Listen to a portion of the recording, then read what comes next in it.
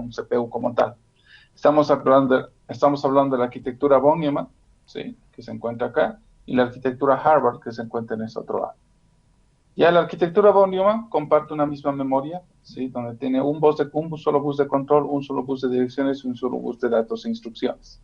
Ya, básicamente el CPU tiene internamente su unidad de control, una unidad operativa. Aquí trabaja con la memoria, que la memoria se divide en dos: la memoria principal o de programa y la memoria de datos. Ya, esta forma de trabajar de von Neumann para nosotros representa una manera muy fácil de implementar un sistema, ya, porque en una sola memoria estamos centrando todo.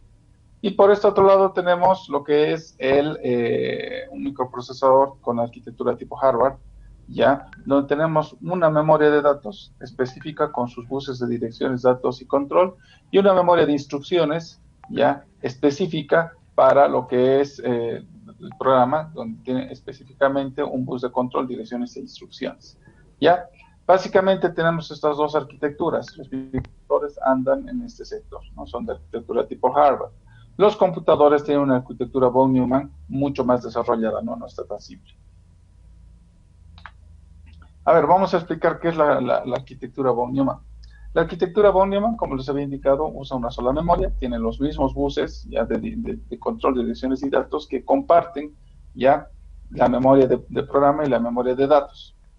¿Sí? Ahora, ¿cómo se traduce esto? Si este es el CPU, ya para acceder a la memoria, primero, como solo tiene un solo bus de control de direcciones y datos, entonces saca la instrucción de la memoria, la instrucción sale y entra para el CPU, y en el siguiente paso saca los datos con los cuales va a trabajar, ya una vez teniendo la instrucción, como se ve aquí, ¿no? Aquí abajo.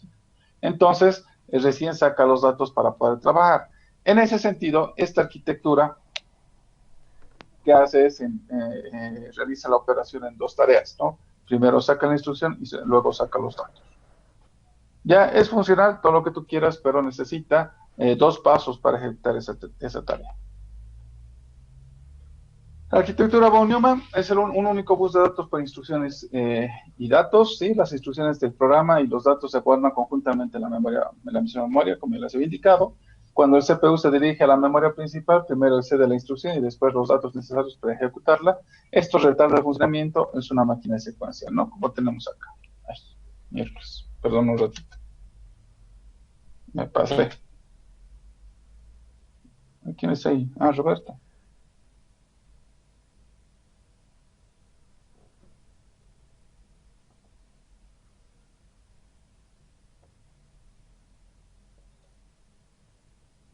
Estamos acá. Aprovecharemos de hacer esto que no me gusta. Ahora sí. Cosa. Ya.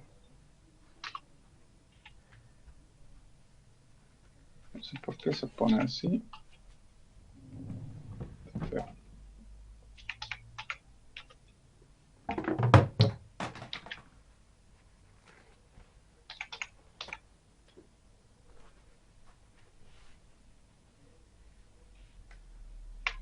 Ya, muy bien. Ya. El procesador como tal ya implica que es un único bus de datos, como habíamos indicado. Ya las instrucciones de programa y los datos se guardan conjuntamente en la memoria, como habíamos visto acá. Sí, ahí tenemos. Sí, la memoria como tal. Primero sacamos la instrucción y los datos y se guardan en una sola, como indica aquí. Ya. Cuando la CPU se dirige a la memoria principal, primero accede a las instrucciones y luego después a los datos necesarios para ejecutarla, ¿no? Es una máquina secuencial. Por eso les he indicado primero sacar la instrucción y luego los datos. Ejecuta solo una operación a la vez, hasta cierto punto es lenta, y generalmente combina un juego de instrucciones tipo CISC, ¿no? Es un poco más compleja. Aquí tenemos en bloques, ¿no? Como si era un sistema basado en microprocesador con esta arquitectura von Neumann. No tenemos aquí el CPU, la memoria de programa, la memoria RAM, la entrada y salida, ya como tal. Y tenemos aquí los buses, ¿no? Buses de direcciones, datos y control. Aquí tenemos la arquitectura tipo Harvard, ¿sí? La arquitectura Harvard tiene dos memorias, una de instrucciones y una de datos, donde tenemos aquí buses de direcciones, datos e instrucciones por separado, ¿ya? Y tenemos el bus de control, direcciones y datos también por separado. ¿Sí? Y bueno, tenemos dos memorias en sí, ¿ya? Si notan aquí, prácticamente al mismo tiempo puede sacar las instrucciones y puede sacar también los datos. Ya, en ese sentido, hasta cierto punto, esta arquitectura es 2 veces más rápida. Es muy interesante trabajar con los dos al mismo tiempo, pero pide que también que el hardware es más complejo. Ya ahí tenemos, ¿no? El bus de datos y el bus de instrucciones están separados, haciéndolos totalmente independientes. El acceso en paralelo, porque puede acceder a los dos al mismo tiempo. Cuando se está leyendo una instrucción, la instrucción actual está utilizando el bus de datos, ¿sí? Como tal. Ya, y una vez finalizada la instrucción actual, el siguiente ya está disponible en el CPU. Eso indica que puede hacer el paralelo, ¿no? Directamente lee la instrucción y lee los datos al mismo tiempo. Permite una ejecución más rápida, de hecho, porque está jalando 2 veces, dos cosas al mismo tiempo. Es como si tú con tu brazo izquierdo sacarías algo y con tu brazo derecho sacarías la otra cosa que necesitas y las haces la operación. Ya, básicamente es eso. ¿Puede direccionar altas cantidades de memoria? Sí, ¿por qué? Porque prácticamente hemos separado el bus de direcciones y el de datos, ¿no? Esto puede variar directamente ya de acuerdo al diseño que se quiera. Mientras en el anterior, ya el bus está definido por el bus, por los datos que se tienen ahí incorporados. ¿Qué más? Solo que se combina un juego de instrucciones tipo RISC, ¿no? Es para un conjunto de instrucciones recursivo. Ahí tenemos una estructura o un sistema basado en microprocesador más enfocado a lo que es la estructura Harvard, ¿no? Donde tenemos aquí el bus de instrucciones por separado, ¿sí? Ahí tenemos el bus de control y el bus de datos, ¿no? Por acá el bus de control también se encuentra, ¿sí? En ese sentido ya podemos sacar aquí el bus de instrucciones por separado y obtenerlo, y al mismo tiempo podemos sacar de la memoria esa información. ¿Qué más? ¿Cuál es la arquitectura que se utiliza mayor en los computadores? La arquitectura Von Neumann, lo que les había indicado en los PCs como tal, ¿ya? ¿Cuál es el mejor? Es mejor cuando la frecuencia de lectura de instrucciones y de datos es aproximadamente la misma? La arquitectura Harvard prácticamente es la que mejora este diseño. Ahora alguien diría, no, ¿por qué no han aplicado la arquitectura Harvard en el computador? Que se dice que es mejor, ¿por qué no se utiliza? Bueno, pues es que el computador como tal, un sistema como el computador que tienes en tu máquina, en tu máquina de escritorio o en tu laptop, es un computador mucho más complejo, ¿ya? Y utiliza una arquitectura Von Neumann, pero en paralelo, ¿ya? Y en ese sentido trabaja eficientemente, ¿sí? Ahora, ¿por qué digo, o se indica y cómo te das cuenta que es arquitectura Von Neumann? ¿Por qué? Porque tranquilamente te das cuenta que en tu memoria RAM están las dos cosas cargadas al mismo tiempo. O sea, en tu memoria RAM está tu sistema operativo y también ahí en tu memoria RAM, en otra posición de la memoria RAM, se encuentran tus aplicaciones. Ya, así que estamos trabajando sobre la misma memoria de instrucciones, que sería el sistema operativo, y tus operaciones, que serían tus aplicaciones, ¿no? Es una arquitectura hardware o Von Neumann. ¿Está bien? Ya, en ese sentido, entonces, es una arquitectura un poco más elaborada. ¿Por qué? Porque sus recursos también son más grandes. Ahora, la arquitectura Harvard se utiliza mucho en los microcontroladores. ¿Por qué? Porque si bien es más difícil implementarla, para esos recursos pequeños que tiene el microcontrolador, sí es suficiente, ¿no? Es suficiente y no pasa más aquello, ¿no? Es suficiente el dispositivo y genera bastante velocidad. Esta arquitectura puede utilizarse en DPS, procesadores de señal y microcontroladores. ¿Ya alguna pregunta hasta acá?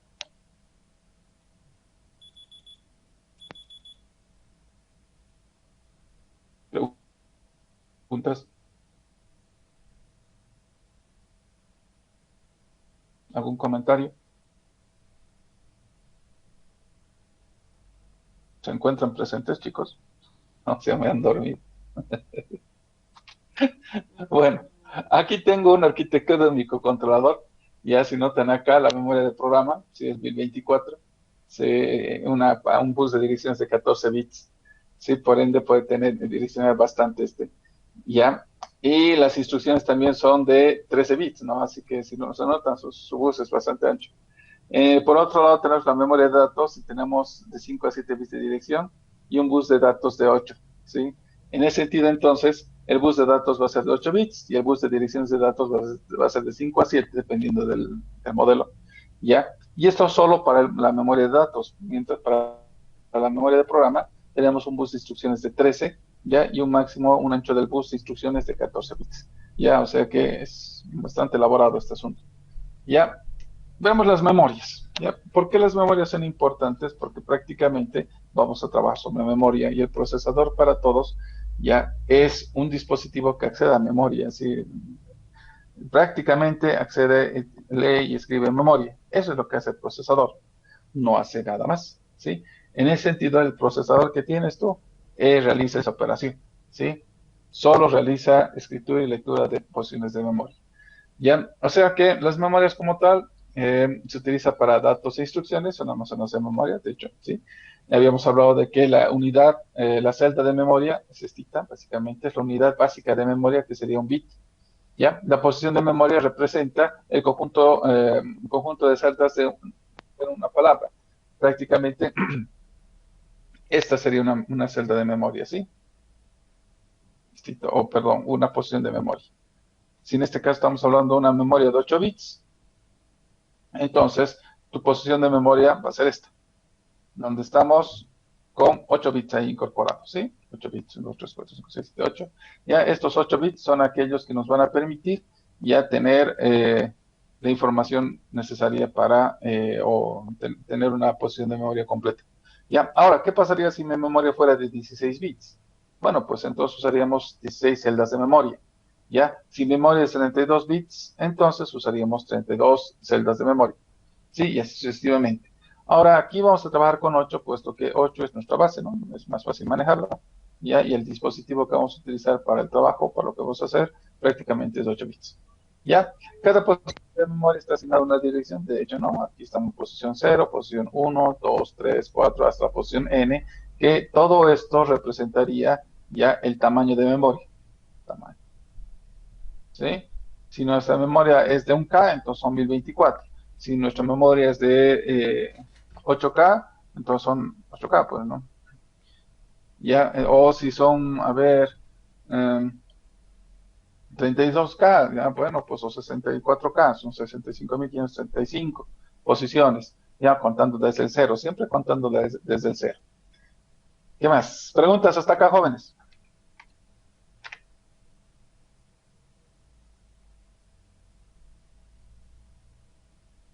¿Preguntas? Muy bien. Convenios de almacenamiento de la memoria. Ya hay un Big Endian y hay un Little Endian, ¿sí?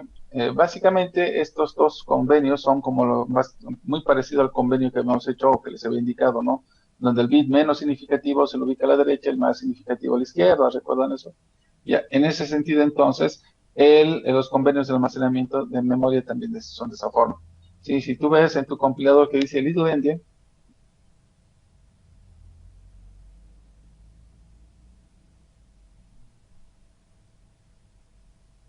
ya, si tú ves que en tu compilador o en el programa que estás usando indica little endian, entonces significa que va a trabajar de la siguiente forma. La parte más significativa se almacena primero y esto es en las posiciones de memoria más bajas. Ya, aquí indica. No, por ejemplo, tengo esta posición de memoria. A ver, eh, o este dato, 32H en hexadecimal.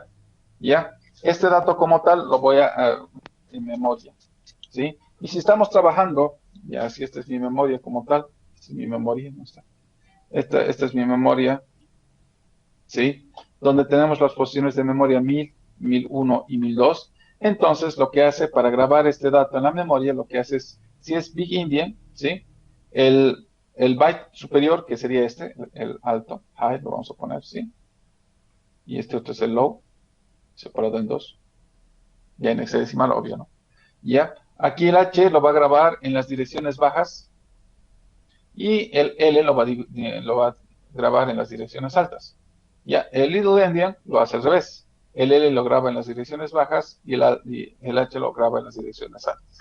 Ya, ese es un convenio que se tiene ya para el manejo de memoria y acceso a memoria de algún dispositivo. Consultas hasta acá, jóvenes. Están calladitos, no me preocupa.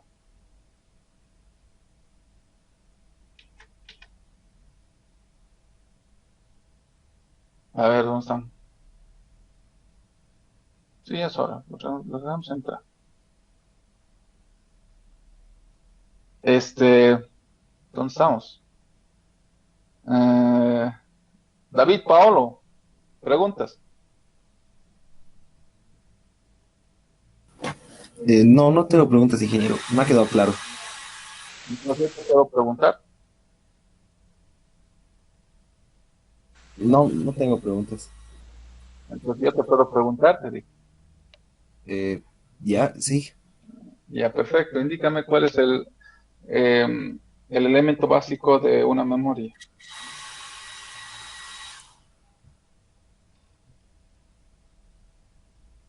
¿Cuál es el elemento básico de una memoria? A ver, veremos más abajito. Laura, Gabriela Laura, la misma pregunta. ¿Estás despierta, Gabriela? Sí, Inge, Ah, ya. de parte más, no, no, Inge, no sé, Aquí, ¿no? La tal celda de vez memoria. Aquí la- está. sí, Ya, meta. Están un poco dormidos todavía. Se van a ir despertando luego. Ya que haya entrado, ni modo, no voy a salir de modo fantasma. Ya, clasificación de memorias. Ya, las memorias como tal se pueden clasificar, ¿sí? Están divididas, como les había dicho la otra vez, ¿no? Hay jerarquía de memorias, ya, y las jerarquías de memorias tenemos la memoria caché, la memoria principal, la memoria de masa y la memoria de cintas magnéticas. Ya, las cintas magnéticas ya no utilizamos como usuarios comunes, ¿sí? Esto básicamente ya se podría decir que es para servidores y para equipos ya que no tenemos acceso, ¿sí? Porque esa tecnología, si bien consume, guarda mucha información, no la tenemos, si no es necesario para nosotros porque es muy cara. Ya, nosotros sí trabajamos con esto, memorias en masa, que son nuestros discos duros, ya, las memorias principales, que llegarían a ser nuestras memorias RAM, ¿sí? Nuestras memorias RAM como tal, y las memorias caché que vienen acá, que son básicamente esas memorias que están muy cerca del procesador. Ya, aquí la velocidad de operación es muy elevada, ya, o sea, en la memoria RAM su velocidad de operación es excelente, muy rápida. Ya, a comparación del disco duro, que es mucho más lenta. Ya, y en milisegundos está acceso al disco duro, mientras que la memoria caché es en nanosegundos. La memoria principal, tu memoria RAM, ya es 60, 255, es rápida, pero no tanto. ¿Ya? Pero también la capacidad es reducida, ¿sí? El disco duro tiene mucha capacidad, la memoria también, la memoria RAM como tal, pero el caché es bien chiquito, ¿sí? Esa es la diferencia. No, no lo voy a tocar las memorias magnéticas, puesto que, bueno, no es necesario, ¿no? Pero sí vamos a ver lo que es esta parte, ¿no?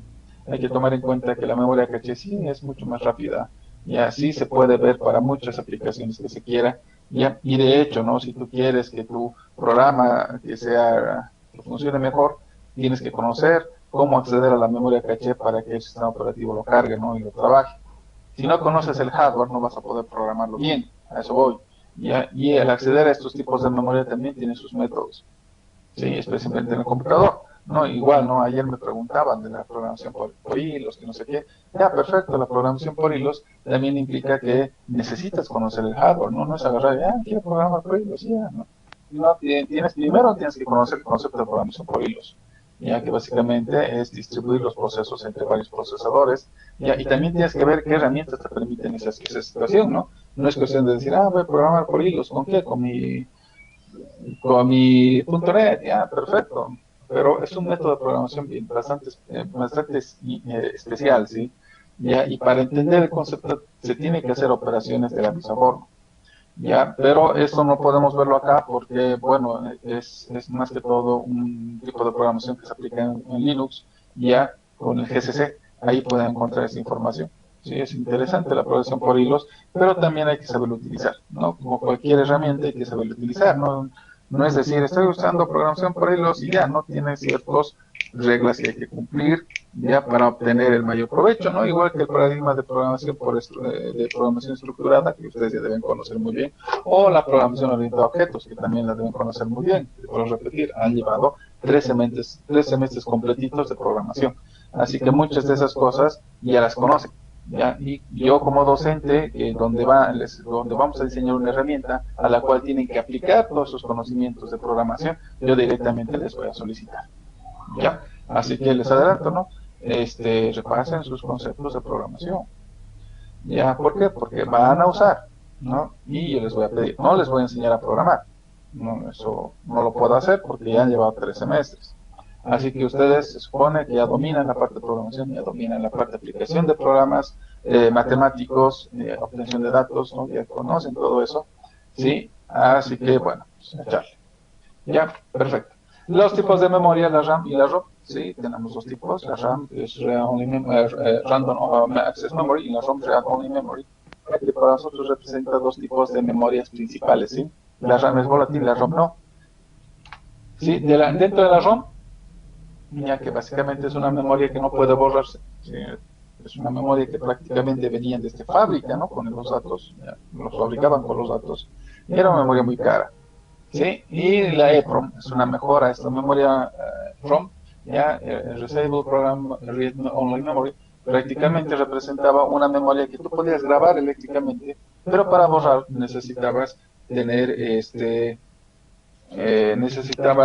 un horno ultravioleta o utilizar flechitas, ¿sí? Con un sol como el de ahora, ya bien fuerte, ¿no? Y dejarlo ahí en el sol para que incide los rayos ultravioleta por lo menos unas 2 semanas. Ya. O sea, grababas eléctricamente con 12, 24 voltios y tenías que esperar 2 semanas a que se borre. Así más o menos, ¿no? Era el desarrollo para esto. Las ventajas de este es el ciclo de escritura. Ya, el ciclo de escritura para nosotros representa cuántas veces voy a poder grabar y borrar. Ya, lo mismo, ¿no? Que las baterías de tu celular tienen ciclos también de vida, aunque no lo creas. Ya, por ejemplo, un celular, digamos el iPhone 7, que es el dato que tengo. Ya, el resto los desconozco, pero por ahí va también. Ya, el iPhone 7, cuando salió, ya cuando vendieron el iPhone 7, salió con la siguiente característica, ¿no? Tenía un rango de vida útil su batería de 500 cargas. O sea, te indicaban, bueno, no te decía ahí, no en la caja nada, ¿no? Pero en las pruebas que se ha hecho tenía 500 cargas. O sea, 500 ciclos de carga. Eso indicaba que si la persona, si tú tenías un celular de esos, ¿no? Un iPhone 7 bien nuevito, y tenías, estaba en cero la batería y la cargabas a 100% y lo usabas hasta descargarla, ¿ya? Básicamente ese es un ciclo de carga y descarga, ¿sí? Carga de 0 a 100 y descarga del 100 al 0. Ese es un ciclo de carga, ¿ya? O sea, prácticamente te decía la empresa, ya Apple, que tenías 500 cargas y descargas completas.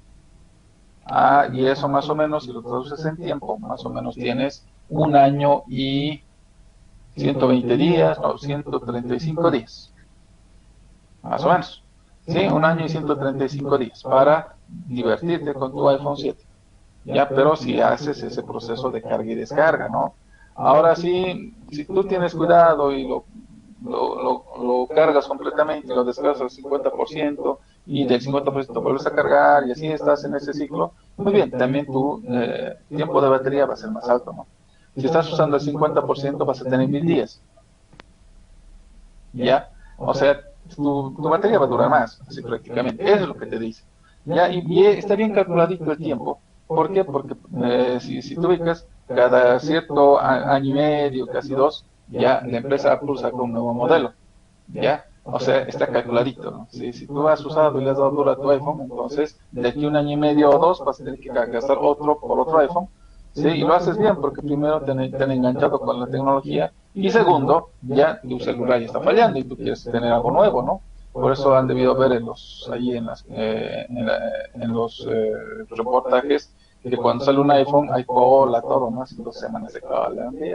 Ahí los fanáticos, los que son muy metidos en la parte les gusta la parte del iPhone o de esa tecnología tipo Mac, hacen cola para comprarse los primeros. Ya, así, ¿no? En este sentido la memoria es igual, tiene ciclos de carga o de borrado y escritura, ¿no? Luego tenemos la EPROM, ya la EEPROM, Electrical Disable Program and Read-Only Memory, ya que prácticamente es una EPROM en la cual podemos, que su ciclo de carga es mayor, ya, o es menor, perdón, es casi el 10% del anterior, miren, ¿no? Entonces, aquí está. Ya, aquí está 10.000, y aquí tenemos 100.000, aquí tenemos 100.000, y aquí tenemos 1.000.000. 1.000.000. Ya, o sea, casi el 10%. ¿Ya? Así que esta memoria EEPROM es muy utilizada en los microcontroladores. ¿Ya? ¿Por qué? Porque esta memoria te permite grabar y borrar eléctricamente, ¿sí? Su nivel de respuesta es lo más bueno, ya, pero su tiempo de ciclo de estudio borrado reduce bastante, de 10.000 a 100.000. Ya, por otro lado, tenemos tipo flash, ya, que es una mejora a las EPROM, son básicamente una mejora, ya, en estructura y en materiales, ¿sí? Pero funciona prácticamente igual, ¿no? Se graba y se borra eléctricamente, ya, pero con los materiales que está hecho y con su método de fabricación, usa menos voltaje para grabar y para borrar y tiene más densidad de datos que puede grabar, ya. Tú sabes, tus micro SD, esos que metes en tu celular, ya puedes encontrar de hasta de un tera. Así es grande en esas onceritas, ¿sí? Es grande, grande, grande la información que puede soportar, ya, y es muy veloz. Sí, es bastante veloz, no hay clase 10, clase 10, no, yo hasta la clase 10 he visto, que se nota el rendimiento y aconseja utilizar clase 10 por la velocidad, ya en dispositivos de toma de filmación. ¿Por qué? Porque ayuda en la velocidad, ¿sí? Son bastante rápidas. Sí, pero lastimosamente tiene su costo, ¿no? Es el 10% del anterior, ¿no? Aquí tengo 10.000 y aquí tengo 100.000, ¿no? Y aquí tengo básicamente 1.000 a 10.000. Es menos. Así que, ¿esto qué información te da? Ya que si tu celular tiene memorias flash o usas los pendrives, ¿no? Que son flash también, y ahí guardas toda tu información, ¿no? Y llevas de un lado al otro con tu super flash ahí, ¿no? Aquí tengo todo, tengo todo. Sí, pero ten en cuenta que cualquier rato esa cosa va a fallar y vas a perder todo. ¿Ya? ¿Por qué? Porque has llegado al final de su ciclo de vida. Así que tengan mucho cuidado, que estén guardando su información en flash memory. Ya, para eso hay una cosita que se llama internet y otra cosita que se llama un drive en la nube. Ya, para eso se usa. ¿Sí? Ahora, si eres antiguito, entonces usa nomás tu pendrive, pero puedes perder la información. Ahora, otra cosa, los discos de estado sólido, los SSD, tienen esta tecnología tipo flash, así que no piensen que va a durar para siempre. ¿Ya? Luego hay otra tecnología que se utiliza para comercializar dispositivos tipo microcontrolador, que es el OTP, que es One Time Programmer, ¿no? Un solo tiempo de programación. Ahí tenemos la EPROM, ya, puerto flotante, ¿no? Esto no les interesa mucho, no es cómo se graba, cómo está hecho. De todas formas, no nos interesa mucho porque física del estado sólido no han llevado, ¿no? Esto un eléctrico me entendería, pero a ver, veremos cómo nos puede explicar. A ver, veremos de la EPROM. Ya la estructura del dispositivo es así, de una celda de memoria, donde tenemos aquí sus tres gate, source, ¿no? Y el drain. Ya, esto sí me deben entender por qué han llevado electrónica. Por favor.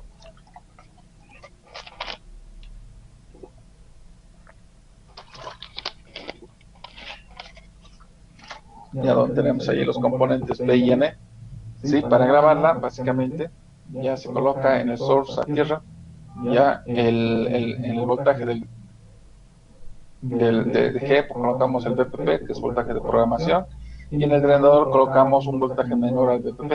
Y de esta manera se graban electrones, se está grabando electrones en lo que es la celda de memoria. Ya para borrado, ya directamente se coloca esto al sol, ¿sí? Y a una luz directa del sol, ¿sí? Incidente casi a 90 grados, es fuerte. Ya. Y la luz ultravioleta borra esto, ¿no? Pues, prácticamente hace de que los electrones vuelvan donde estaban. Ya por un efecto físico más que todo. Ya la EPROM es muy similar, ¿sí? Pero para grabarlo necesitamos aquí un source, tierra, BGBPP y B pues lo colocamos en cero, ¿sí? En el anterior era menor, ¿no? Pero aquí lo colocamos en cero. Y para borrado, source otra vez en tierra y invertimos esto, ¿no? Si esto era BPP, aquí esto era BPP, ¿sí? Y aquí cero, ahora es cero y aquí es BPP. Y de esta manera aquí grabamos y aquí retornamos, ¿ya? El flash es muy similar, ya, aquí BPP, ¿no? Y BD menos BPP, ya es para grabar. Y para borrado es el DS a BPP y les invertimos de esta manera de trabajar. Ya estamos grabando. Ahora, ¿por qué la diferencia entre estos, no? Entre estos dispositivos. ya entre estos dispositivos. ¿Qué contas con la memoria? Tanto lío. Ya, perfecto, miren, aquí les pongo un ejemplito de un microcontrolador, bien chiquitito, ¿sí? El 2S509, ambos son 2S509. Esta es su estructura, ¿sí? Y esa es la estructura de este. Son lo mismo. Tienen la misma velocidad, misma memoria, RAM, líneas de entrada y salida. Es exactamente igual. Son exactamente iguales. La única diferencia es del tipo de memoria. Si es OTP y este es el otro EPROM. Y ahí hay que ver el precio también. ¿Ve? El que sea OTP te cuesta 1.49. El que sea EPROM te cuesta casi $13. Así que es mucho más caro. ¿Ya? Así que este chip lo usaríamos para prototipado y este otro chip lo usaríamos para ya la venta. Para vender. ¿Está bien? Ya en las memorias de datos tenemos aquí las RAM estáticas, tenemos las RAM dinámicas, las ZP-RAM. Ya las RAM estáticas básicamente es agarrar la celda de memoria, alimentarla y mantenerla alimentada para que mantenga su información. La RAM dinámica funciona como un capacitor, ¿no? Donde tú sacas tu información en la celda de memoria y esta celda de memoria lo que hace es mantener la información mientras se descarga hasta darle otro pulso de energía y se mantiene la información ahí. ¿Sí? Pues es dinámica. La idea de estas dinámicas es que necesitamos un refresco continuo y el refresco continuo implica también que ahorramos energía. Ya, la ZP-RAM es una combinación de una memoria RAM con una batería, ¿sí? Son muy caras estas memorias. A ver, una memoria es un dispositivo capaz de guardar el estado de un bit durante un cierto tiempo, es verdad, sí, posee casillas o localidades, cada una de las capacidades, con la capacidad de almacenar un dato generalmente el tamaño de 8 bits, ¿no? Como base siempre lo dejamos 8 bits porque es la base del código ASCII, ¿no? Tiene un bus de direcciones para identificar cada una de las localidades, sí, lo que nos habla de bus de direcciones, y un bus de datos donde entran y salen los datos como tal. Ya, el uso no, el uso para nosotros de las memorias, dentro de la memoria existen los registros, una memoria a corto plazo, que es una memoria pequeña relativamente, por lo general es una sola palabra de 8 bits, ya se usa para almacenamiento temporario del CPU, como por ejemplo el ALU que hemos visto, ¿no? En las primeras etapas del curso. La memoria de datos es grande, sí, almacena datos mientras el CPU funciona. Así que prácticamente la memoria RAM, ya que es esta, ya guarda información, ¿no? Y este es el campo donde trabaja el computador. Aquí guarda los datos, opera, lo que quieras, tus cálculos, todo lo que haces ahí. Ya la memoria del programa es realmente grande, donde de preferencia mantiene el programa incluso cuando el servidor está apagado, por eso es de tipo ROM. Es de tipo ROM. Los recursos internos del microcontrolador tenemos timers, watchdog, reset, el estado de reposo, bajo consumo. Tenemos un montón de elementos, ¿no? Recursos especiales que vamos a ir viendo cada vez con mucho más detalle. Ya ahora los vamos a mencionar unos saltitos rápido. Ya la modulación del ancho de pulso, el PWM, conversores AD, DA, comparador analógico, puertas de entrada y salida, interrupciones. Tengo ahí la modulación del ancho de pulso, muy bonito, ¿no? Esa animación ancho de pulso, tenemos toda una presentación para ustedes para que se diviertan. Ya donde prácticamente es una onda cuadrada donde el ancho de pulso se hace variar, ya desde 0 hasta 100% si quieres, y en este caso veríamos el voltaje eficaz, ya, y de esta manera podemos variar el voltaje, o digo la luminancia de un foco, la velocidad de un motor. Es muy interesante. En la conversión AD lo que hace es agarrar una onda analógica, ya que se encuentra acá, y lo que nos hace es convertir en datos digitales. Lo más importante aquí son dos parámetros, ¿no? Uno es la frecuencia de muestreo, que está aquí, ¿sí? Y otros son los bits con los que vamos a realizar la conversión. Ya, estos dos elementos, la frecuencia del muestreo y los bits como tal, representan para nosotros los datos más importantes del conversor AD, ya puesto que la frecuencia de muestreo nos va a permitir obtener una señal más fina o no. ¿Ya? Y los bits del conversor nos van a dar también, nos van a permitir obtener una información más fina. Ya, ahora, ¿en qué depende eso?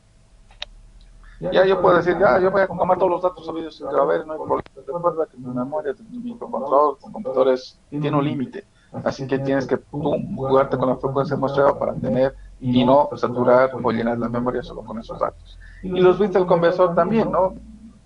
rinden de 8, 10, 12, 14, y hay que ver también la calidad de los datos que se tienen. Ya el conversor AD tenemos señal analógica original, ya tenemos un tiempo de muestreo y tenemos un tiempo de muestreo y los datos que se obtienen, ¿no? En este caso de 3 bits. Y es una señal muy parecida a la original, pero tiene sus unas heladerías, ¿no? Esta es la frecuencia de muestreo, ya donde se quiere obtener. La frecuencia de muestreo está más interesante y obtenemos un dato muy similar. Lo que vamos a ver más adelante cuando llevamos la parte del AD, vamos a tomar en cuenta que la frecuencia de muestreo tiene que ser 2 veces la frecuencia de la señal para obtener una buena, ¿no? Por ejemplo, aquí una frecuencia de muestreo no más aceptable, ya que la señal es muy parecida a la original. ¿Ya? Pero en este caso, la frecuencia de muestreo, por ahorrar memoria, que sé yo, lo he hecho muy separado y la señal se lee muy distorsionada, no tiene nada que ver con la original. Ya, así que tengan mucho cuidado en la frecuencia de muestreo porque puedes hacer un programa muy bonito, pero puedes estar tomando datos malos. Ya, y las características del digital, del análogo al digital, ya. Y ahí viene el digital análogo, que es muy interesante, puesto que si yo bien introduzco datos, tengo que también sacarlos. Ya, ahí están los conversores CDR2R, nos vamos a jugar con esto, bien bonito. Ya, es muy interesante trabajar con esto, puedes generar señales sinusoidales, la que tú quieras, ¿no? Puedes aplicar lo que has aprendido en series de Fourier, ya sacar una serie de Fourier bastante interesante, de la misma forma, ¿no? Ustedes ya han aprobado esa materia, así que yo no tengo que decirles cómo hacerlo, yo les voy a poner el ejemplo o les voy a explicar eso por ahí, y ustedes me van a generar algún ejercicio. ¿Sí? Porque ya han aprobado esa materia. ¿Qué más? Aquí los DAX como tal, tenemos este DAX interesante, lo malo son los valores de memoria, perdón, los datos de la resistencia como tal, ya que varía, ¿no? Estos datos no se puede encontrar estos valores y no se puede obtener un DAC muy bueno de esta forma. Sí, el más óptimo es este porque es R2R y tú puedes conseguir estos valores de resistencias en el mercado muy fácilmente y pueden ser no solo de 4, pueden ser de más bits. Las características son las mismas, ¿no? Tienen ahí una heladería, depende de la cantidad de bits que se esté utilizando. Y tenemos otros recursos, ¿no? Puertos seriales, I2C, SPI, paralelos, USB. Ya, un ejemplo de aplicación vamos a tener que aquí tenemos el computador, nuestro CPU, si quieres, nuestros puertos de entrada, salida, ya, y esto es lo que vamos a hacer conmigo. Todo esto ustedes ya lo conocen, electrónica también ya han llevado, así que el cálculo de potencia, el cálculo de motores, el cálculo de actuadores, ustedes ya me los entregan nomás, ¿no? Ya de la misma forma, cuando hagan algo de esto, motores, qué sé yo, calculan todo eso, el cálculo de la parte electrónica, porque ya lo conocen, han llevado esa materia, así que me lo presentan. Ya yo vamos a jugarnos con esto, yo voy a llegar hasta acá. Pero ustedes me tienen que presentar todo. ¿Ya? Muy bien. Los elementos de trabajo que vamos a trabajar son simuladores, ensambladores. Ensambladores mucho porque son muy lentos y es una tortura trabajar con. No nos alcanza un semestre, es decir. Ya vamos a trabajar con simuladores, compiladores y programadores. Ya, que eso es lo más interesante. Y más que todo el programador lo van a ver ustedes en la parte del laboratorio, lo deben estar viendo. Así que el programador como tal lo verán ahí, implementarán, harán sus pruebas. Ya, conmigo nos vamos a jugar mucho con simuladores y compiladores, ya, y para realizar la operación. El área de trabajo que vamos a realizar, bueno, el hardware, hay que diseñar de hecho, y sobre el hardware hay que trabajar sobre el software que se encuentra acá, con sus 3 ciclos, ciclo de edición, ciclo de simulación y ciclo de tiempo real, donde el ciclo de edición para nosotros representa ya la corrección de errores de sintaxis. Ya, estos errores de sintaxis son para nosotros cuando nos equivocamos un programita, ¿no? Y ahí nos quedamos corrigiendo esos errores. Ya después viene el ciclo de simulación que se representa la parte de la corrección del programa, ¿no? Si hace lo que quiero que haga. Ya, si no hace lo que quiero que haga, tengo que volver a programar. ¿Sí? Y una vez que pase eso, ya venimos a lo que es la depuración en tiempo real, porque puede ser que el hardware no responda a la frecuencia que tú quieres, ¿sí? Ya, por ejemplo, en el simulador podemos ver muy bonito mover un motorcito, ¿no? Pero lo grabas y a la frecuencia que estás trabajando lo único que haces es chillar a tu motor. Eso indica que la frecuencia que estás sacando es muy alta. ¿Ya? Ahora, ¿cómo vamos a trabajar nosotros? Tenemos aquí el compilador, ¿no? Vamos a trabajar en Hex. Ya el programador, en este caso vamos a usar toda esta parte del simulador hasta que yo les indique, ¿no? Vamos a ver hasta dónde llegan con el laboratorio y una vez que pasemos eso ya vamos a llegar a la implementación. Ya, pero mientras tanto vamos a trabajar en el simulador. Ya algunos simuladores que tenemos a la mano. Sí, este es un microcontrolador que ya dejé de usar hace 12 años. Muy bonito. Este es otro que he dejado de usar hace unos 12 años. La tecnología va a aumentar. Bueno, jóvenes, con esto hemos terminado la presentación. Sí, entonces lo que indica que la próxima semana es nuestro examen. Ya, lo voy a subir la presentación completita más ratito. Sí, y en ese sentido entonces empezamos con nuestro primer parcial esta próxima semana, como les había indicado, y está encubierto, como les había indicado, ¿sí? Encubierto el horario. Ya, ¿alguna consulta hasta acá? Ya, todo el examen va a salir de aquí de las diapositivas para que ustedes lo tengan. Ya, así tienen una leyenda. Sí, en ese sentido entonces, suerte que les va bien, ¿sí? En el examen. El examen próximo martes a las 7:30 y empezamos. Ya, por si acaso el examen no va a durar más de media hora, estoy exagerando. Ya, así que si llegas tarde es tu problema, porque a las 8 se cierra y no acepto ningún otro examen más.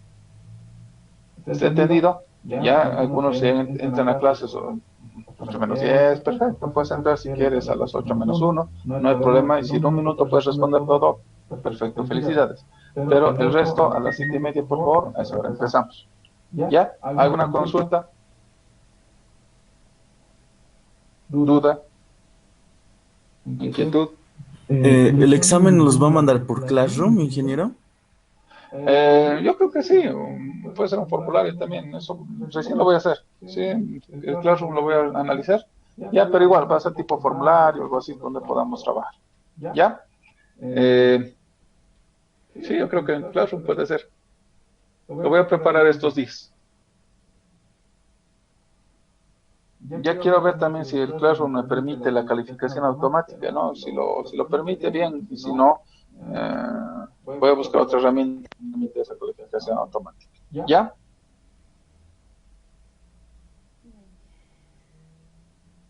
Está bien. Ya, chicos, entonces nos vemos entonces el próximo martes. Ya, revisen la documentación que les he dado o lo que les voy a subir ahora. Y en función de eso nos vemos el martes. Muy bien, jóvenes. Hasta luego. Que les vaya bien. Hasta luego, ingeniero. Hasta luego, Inge. Chao, chao.